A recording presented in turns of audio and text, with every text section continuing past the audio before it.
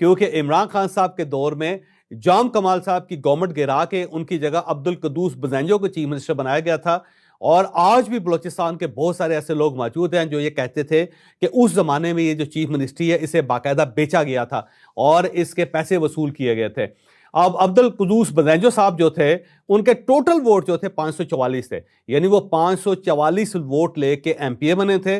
اور اس M P اے شپ کی بنیاد پہ انہیں چیف منسٹر بنا دیا گیا تھا. اور ان کے بارے میں یہ مشہور تھا کہ وہ دن کو 2 بجے کے قریب اٹھتے تھے, یعنی 12 بجے سے لے کے 2 بجے کے درمیان اٹھتے تھے, اور اس کے بعد رات دیر تک وہ شبینہ کاروائیوں میں مصروف رہتے تھے. اور اس زمانے میں انہیں سلیپنگ چیف منسٹر کہا جاتا تھا, یعنی ایک ایسا چیف منسٹر جو ہر وقت اونگتا رہتا ہے, سویا رہتا ہے. اور اس زمانے میں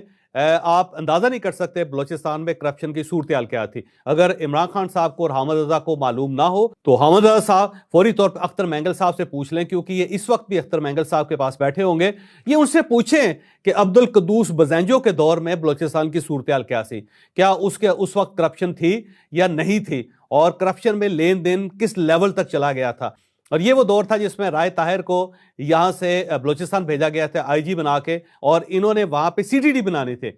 لیکن عبدالقدوس بزنجو نے عمران خان صاحب سے بات کر کے رائے طاہر کو فوری طور پہ وہاں سے ٹرانسفر کروا دیا تھا, جس کی وجہ سے آج تک بلوچستان کے اندر سی ٹی ڈی نہیں بن سکی. اور سی ٹی ڈی کی کمی کی وجہ سے آج بلوچستان کے اندر دہشت گردی ہو رہی ہے, اور ایون اختر مینگل صاحب کے قافلے کے اوپر بھی خودکش حملہ ہو جاتا ہے. اور اس کے ساتھ ساتھ شاید آپ کو یاد ہو, بلکہ حامد رضا صاحب کو تو ڈیفینیٹلی یاد ہوگا کہ اس زمانے میں ہزارہ لاشیں اپنی سڑک کے اوپر رکھ کے بیٹھے رہے تھے, اور شدید سردی کے اندر بیٹھے رہے تھے, اور وہ بار بار یہ کہہ رہے تھے کہ عمران خان صاحب جو پرائم منسٹر ہیں وہ یہاں پہ آئیں گے,